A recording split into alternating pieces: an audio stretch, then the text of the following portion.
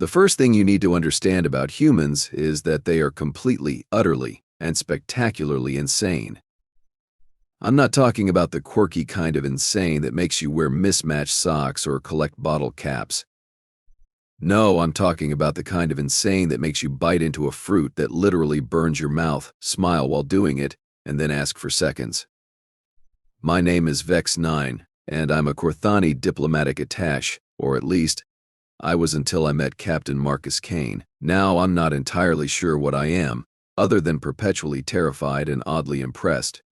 The whole mess started 3 cycles ago when the Galactic Council decided that humans were finally ready for first contact. After centuries of monitoring their development, the Council figured they'd progressed enough to join civilized society. What a joke that turned out to be. They seem relatively peaceful, said Council Member Zith-12 during the briefing. Their recent conflicts have been declining, and they've shown remarkable technological advancement. I should have known we were doomed when Zith-12 used the word relatively in the same sentence as peaceful and humans. But no, I was young and foolish, eager to make my mark in the diplomatic corps. I volunteered for the mission faster than a Thraxian speed beetle on stimulants. The plan was simple: establish contact with Earth's governments, assess their readiness for galactic integration, and guide them through the standard protocols. What could go wrong? Well, everything, as it turned out. We intercepted their ship, the USS Defiance, near the outer rim of their solar system. Standard procedure called for a formal greeting, translation protocols, and careful introduction of concepts. What we got instead was Captain Kane's voice crackling through our communication system with all the subtlety of a plasma cannon. Well, he said, and I could practically hear the grin in his voice. Looks like we've got visitors. You fellas here to probe something, or are we doing this the fun way? I blinked all 4 of my eyes in confusion. Probe something? I don't understand the reference, Captain Kane. Oh, you're one of those serious types, aren't you? Kane replied. All right, space buddy, let's talk. But fair warning, I've had a really long day, and my coffee maker's been broken for 3 weeks. So maybe we skip the whole take me to your leader routine and get straight to business. Coffee maker. What in the 7 nebulas was a coffee maker? And why did his tone suggest that its malfunction was somehow relevant to interstellar diplomacy? Captain Kane, I said, trying to maintain professional composure. I am Vex9, diplomatic attaché of the Galactic Council. We come in peace to establish formal relations with your species. There was a pause. Then Kane started laughing.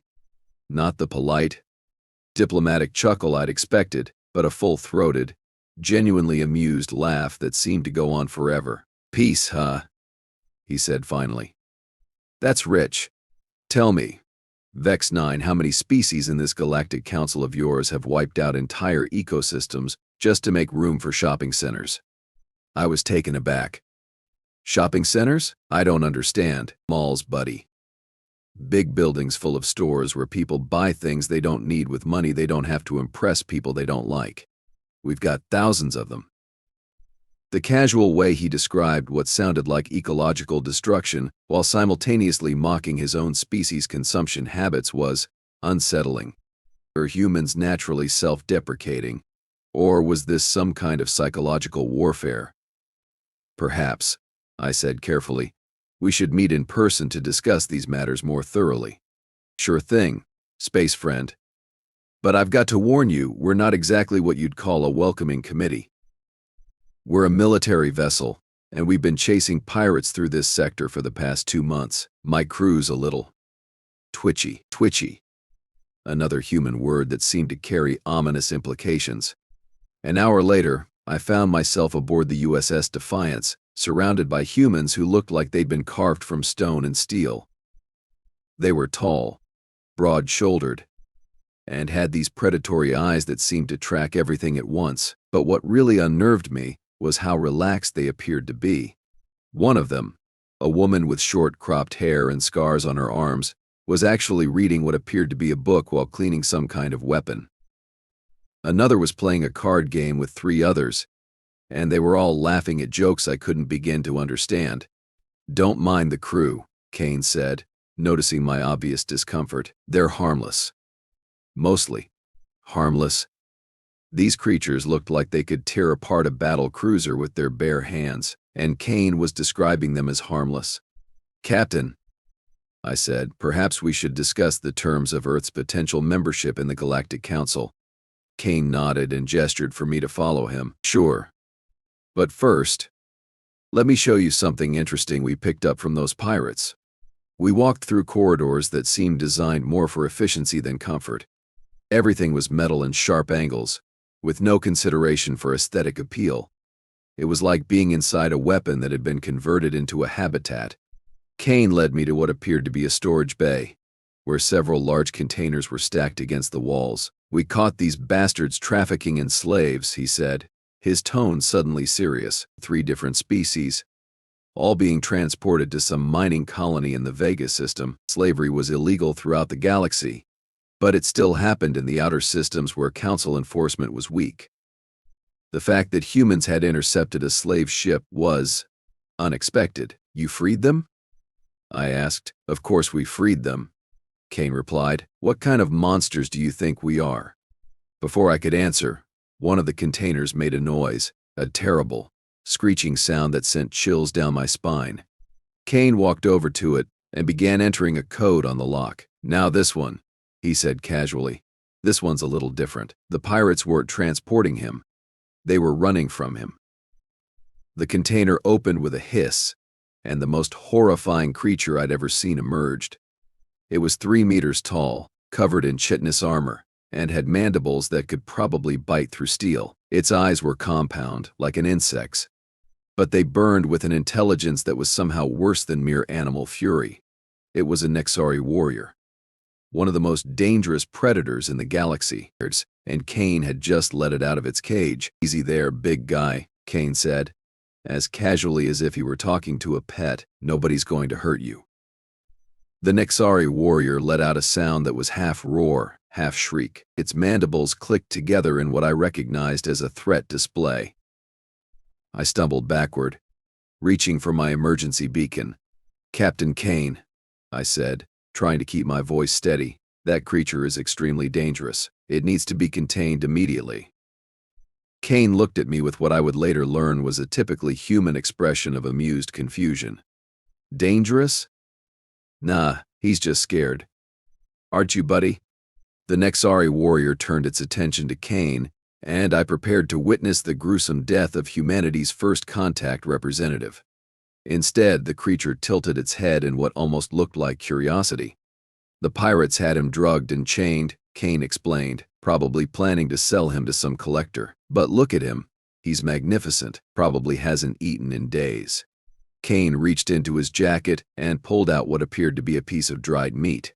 He tossed it to the Nexari warrior, who caught it in midair and devoured it instantly. See? Kane said. Just hungry.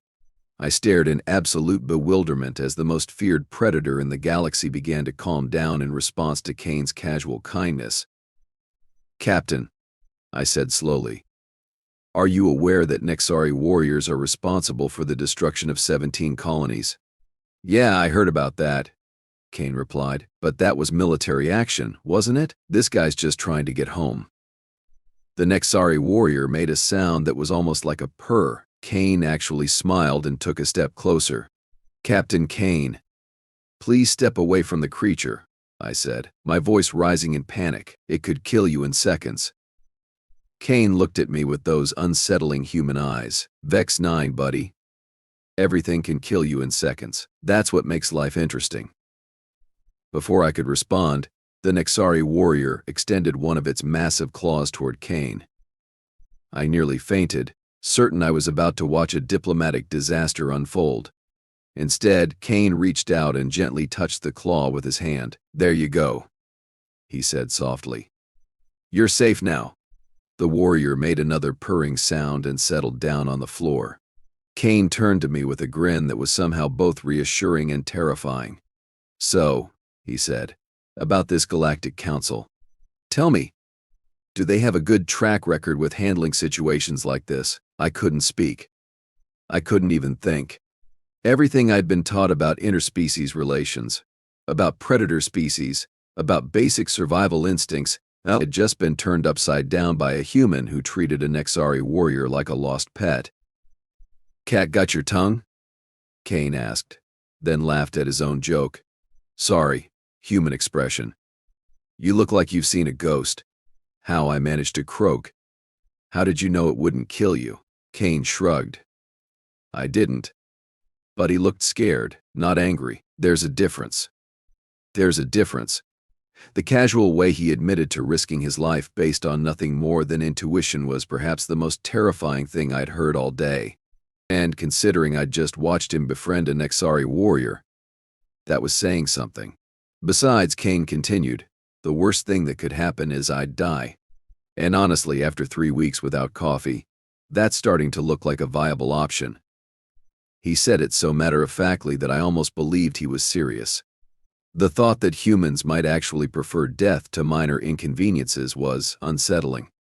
A voice crackled over the ship's communication system. "Captain, we've got incoming ships, 3 of them.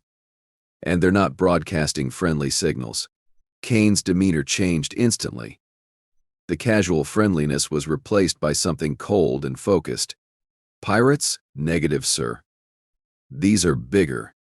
Much bigger." Kane looked at me with raised eyebrows. "Friends of yours?" I felt my blood freeze. "Those would be Korthani military vessels. They're probably here to ensure the diplomatic mission goes smoothly." "Smoothly," Kane repeated, his voice dripping with sarcasm. "Right. Well, this should be fun." The Nexari warrior stood up, sensing the tension in the air, its compound eyes fixed on Kane with what looked like concern. "Don't worry, big guy," Kane said, reaching into his jacket again. This time, he pulled out a small, brown cylinder and placed it between his teeth. "This is where things get interesting." He struck a match and lit the cylinder, taking a long draw and exhaling smoke. The casual way he prepared for what was obviously going to be a confrontation was somehow more intimidating than if he'd started shouting orders. "Captain," I said urgently, "those ships are heavily armed. If they perceive any threat to the diplomatic mission, they'll what?" Kane interrupted. "Shoot first and ask questions later?" "Yeah, that sounds about right for military types." Another voice came over the communication system. "Captain Kane, this is Commander Sarah Mitchell. We've got a problem." Kane activated a wall panel. "What kind of problem, Mitchell?" "The kind where those 3 ships just launched about 50 fighter craft, and they're all headed our way." Kane took another drag from his cylinder and smiled. It was not a reassuring smile. "Well," he said, "I guess we're about to find out what happens when an unstoppable force meets an immovable object." The Nexari warrior let out a low growl and positioned itself next to Kane. I realized with growing horror that the creature was preparing to defend the human. "Captain," I said desperately, "there has to be a way to resolve this peacefully." Kane looked at me with those predatory eyes, and for the first time, I truly understood why humans were called Deathworlders. "Vex 9, he said quietly.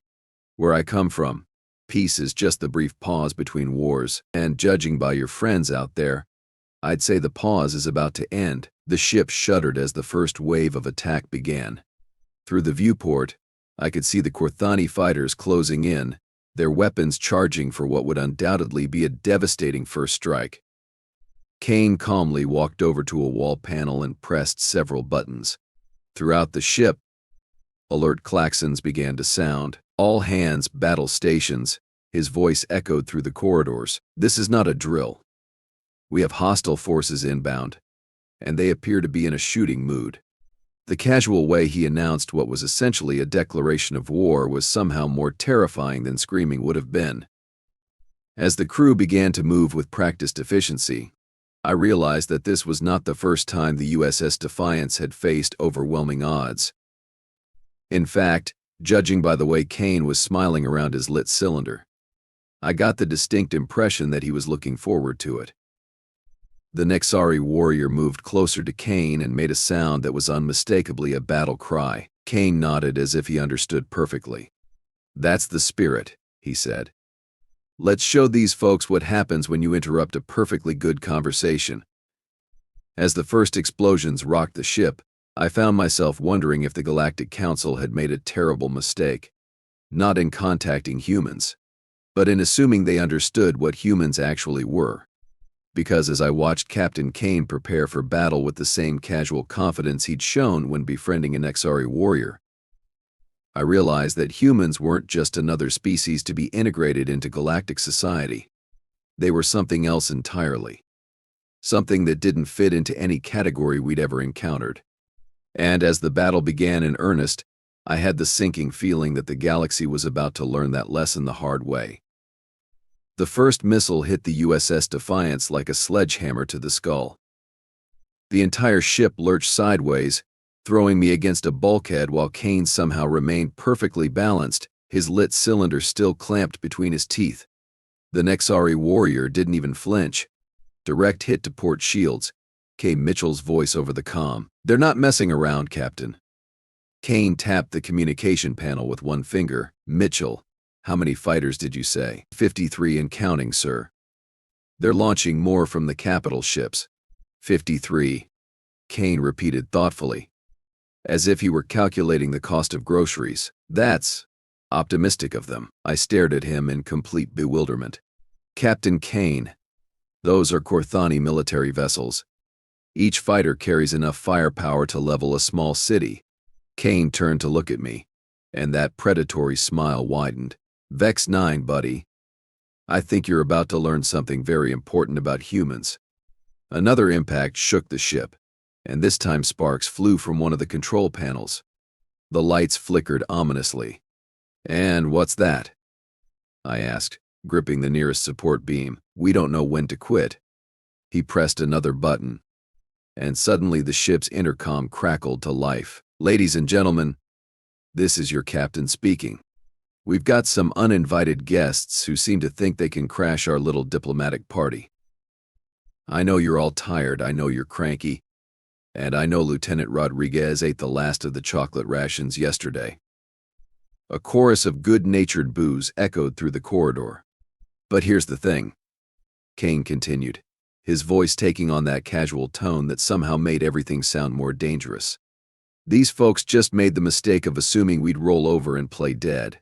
Now, I don't know about you, but I find that assumption personally insulting." The XRE warrior made a sound that was somewhere between agreement and anticipation. Kane actually reached over and patted one of its massive claws. "So here's what we're going to do," Kane said into the comm. "We're going to show them exactly why Earth is called a death world, and then we're going to have a very serious conversation about manners." The ship shuddered again, but this time it felt different. The engines were powering up, and I could hear the distinct hum of weapons systems coming online. "Captain," I said desperately, "surely there's a way to resolve this without violence. I could contact the Corthani command structure, explain the situation." Kane looked at me with something that might have been pity. "Vex 9, they just fired on a ship during a diplomatic mission. That's not a misunderstanding. That's a declaration of war. But the Galactic Council has protocols for this sort of thing." "Yeah, I'll bet they do. Let me guess, strongly worded letters, economic sanctions?" Maybe a really disappointed expression? The sarcasm in his voice was thick enough to cut with a knife. Another explosion rocked the ship, and I noticed that Kane's crew was moving with the kind of efficiency that only came from extensive combat experience. "How many battles has this ship fought?" I asked. Kane took a long drag from his cylinder. "This month. Or this year." Before I could answer, the XRE warrior suddenly moved. It flowed across the floor with liquid grace, positioning itself near the storage bay's entrance. Its compound eyes were focused on something I couldn't see. "What is it, big guy?" Kane asked. The warrior made a series of clicking sounds that seemed almost like language. Kane nodded, as if he understood perfectly. "Boarding parties," he said calmly. "They're trying to dock with us." My blood turned to ice. "Boarding parties? Standard Corthani military doctrine," Kane explained. "Disable the ship, board it, secure any valuable assets, in this case you and me." The casualness with which he discussed what was essentially a kidnapping attempt was somehow more terrifying than panic would have been. "Captain Kane to all hands," he said into the comm. We've got uninvited guests trying to come aboard. You know the drill." The response from the crew was immediate and enthusiastic. I heard the sound of weapons being charged, equipment being moved, and what sounded suspiciously like laughter. "They're laughing," I said in disbelief. "Of course they're laughing," Kane replied. "This is the most fun they've had in weeks." The Nexari warrior moved to Kane's side and extended one of its massive claws. Kane looked at it for a moment, then did something that defied all logic, reason, and basic survival instincts. He climbed onto the creature's back. "Captain Kane," I said, my voice rising to a near shriek. "What are you doing?" "Improvising," he said simply. "Big guy here is about to show these folks what happens when you mess with his friends." The warrior made a sound that was pure predatory satisfaction. Kane leaned forward and whispered something in its ear. The creature's compound eyes seemed to light up with what I could only describe as malicious glee. "Vex 9, Kane said. "You might want to find something to hide behind." Before I could ask why, the storage bay doors exploded inward. 6 Korthani soldiers in full combat armor burst through the breach, weapons raised and ready to fire. They took exactly one look at Captain Kane riding a Nexari warrior and froze in absolute terror. "Gentlemen," Kane said politely, "I believe you're trespassing." The lead soldier, a sergeant by his markings, managed to stammer out a response. "By order of the Korthani High Command, you are to surrender immediately." Kane tilted his head thoughtfully. "And if I refuse, then you will be taken by force." Kane's smile could have powered a small city. "I was hoping you'd say that." What happened next was less a battle and more a demonstration of why the Nexari were considered the apex predators of the galaxy. The warrior moved with fluid grace, its claws cutting through armor like paper. But what made it truly terrifying was the way Kane directed it, as if they'd been fighting together for years. In less than 30 seconds, 3 of the soldiers were unconscious, 2 were missing limbs, and the sergeant was backing toward the breach with his weapon trained on Kane. "You're insane," the sergeant said, his voice shaking. "No species forms alliances with Nexari warriors." Kane took another drag from his cylinder and shrugged. "We're not most species." The warrior made a sound that was unmistakably laughter. The sergeant's weapon began to shake in his hands. "This is impossible," he whispered. "Humans are supposed to be primitive, barely evolved. The council said you were harmless." Kane's expression turned cold. "The council said a lot of things, most of them were wrong." Without warning, the warrior lunged forward. The sergeant fired his weapon, but the energy bolt passed harmlessly through the space where the creature had been. The warrior's claw connected with the soldier's chest, and he crumpled to the floor. Kane dismounted from the warrior's back and walked over to where the sergeant lay gasping. He knelt down and spoke quietly. "Here's what you're going to tell your superiors when you wake up," he said. "Humans don't surrender. We don't negotiate with terrorists, and we definitely don't respond well to being shot at during diplomatic missions." The sergeant's eyes were wide with terror and pain. You're monsters." Kane's smile returned, but it was different now, colder. "More dangerous." "No," he said softly. "We're something much worse. We're creative." He stood up and walked over to one of the severed arms lying on the floor. Without hesitation, he picked it up and tossed it carelessly aside. Then he reached into his jacket, pulled out a fresh cylinder, and lit it with the same casual grace he'd shown when befriending the warrior. The symbolism was unmistakable. The gesture of a predator marking its territory. "Vex 9, he said. Turning to me, "I think it's time we had that conversation about the Galactic Council." I couldn't speak. I couldn't even think. Everything I'd believed about humans, about civilization, about the natural order of things, had just been shattered by a man who treated warfare like a casual hobby. "The Council," I managed to croak. "They won't stand for this." Kane took a long drag from his cylinder and exhaled slowly. "The Council has been manipulating first contact scenarios for centuries. They pick and choose which species get to join their little club based on how useful they'll be, how controllable." "That's not true," I said. But even as I spoke, I could hear the doubt in my own voice. Isn't it? Kane asked. Tell me, Vex 9, how many species have been rejected for being too aggressive, too independent, too unwilling to follow orders? The Nexari warrior moved to Kane's side and made a soft rumbling sound. Kane reached out and gently stroked its chitinous armor. This guy's people were rejected because they were too dangerous, Kane said. Never mind that they're intelligent, culturally sophisticated, and have one of the most advanced biotechnologies in the galaxy. They were labeled as monsters and left to fend for themselves. I stared at the warrior, seeing it with new eyes. Its compound gaze met mine, and I saw something there I hadn't expected. Intelligence, sadness, and something that might have been hope. The Council doesn't want partners, Kane continued. They want subjects. Well-behaved, predictable subjects who'll do what they're told and ask nicely for permission. The ship shuddered again. But this time it felt different. The attacks had stopped. Captain, Mitchell's voice crackled over the comm. The fighters are withdrawing. The capital ships are pulling back to minimum safe distance. Kane nodded as if he'd expected this. They got the message. They got the message. What message?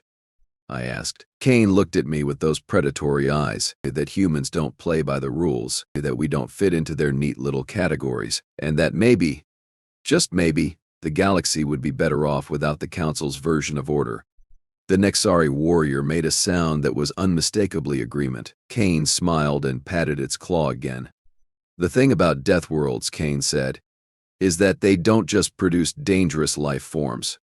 They produce life forms that refuse to accept limitations, that look at impossible odds and say challenge accepted. I felt something shift in my understanding, not just of humans, but of everything I'd believed about the galaxy. So, what happens now? I asked. Kane's smile widened. Now we do something that's going to make the Council very, very nervous, which is, we start building alliances. Real ones, not the kind where one species gets to make all the decisions and everyone else gets to smile and nod. The warrior made a sound that was pure satisfaction. Kane turned to it and spoke in a tone that was almost conversational. What do you think, big guy? Ready to go home and tell your people that maybe it's time to reconsider their isolation policy? The creature's response was immediate and enthusiastic. Kane nodded as if they'd just concluded a business negotiation. Vex 9, he said, turning back to me, you've got a choice to make. You can go back to the Council and file your report about how humans are too dangerous and unpredictable for civilized society. Or you can help us build something better. I looked at Kane, at the warrior, at the unconscious soldiers scattered around the floor. Everything I'd been taught told me to choose the first option, to maintain the status quo, to preserve order. But as I watched Kane casually finish his cylinder and toss it aside, I realized that maybe order wasn't the same thing as justice. Maybe the galaxy needed a little chaos to shake things up. What would you need me to do? I asked. Kane's smile was brilliant. Help us find the other species the Council rejected. The ones who were too independent, too dangerous, too unwilling to bow down. Help us build a coalition of the unwanted. The warrior made a sound that was unmistakably approval. Kane reached out and offered me his hand. So what do you say? Vex 9. Ready to help us turn the galaxy upside down? I stared at his outstretched hand for a long moment.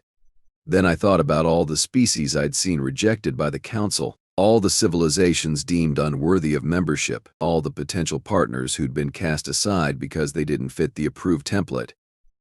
I reached out and shook Kane's hand. Let's do it, I said. Kane's grin was infectious. Outstanding. Welcome to the revolution. Welcome to the revolution. As the USS Defiance turned toward the outer rim, carrying its unlikely crew of humans, a diplomatic attaché, and a Nexari warrior, I realized that the galaxy was about to become a much more interesting place. And somewhere in the back of my mind, I couldn't help but think that the Council was going to regret ever making first contact with humanity. Because as I was rapidly learning, humans didn't just break the rules, they rewrote them entirely.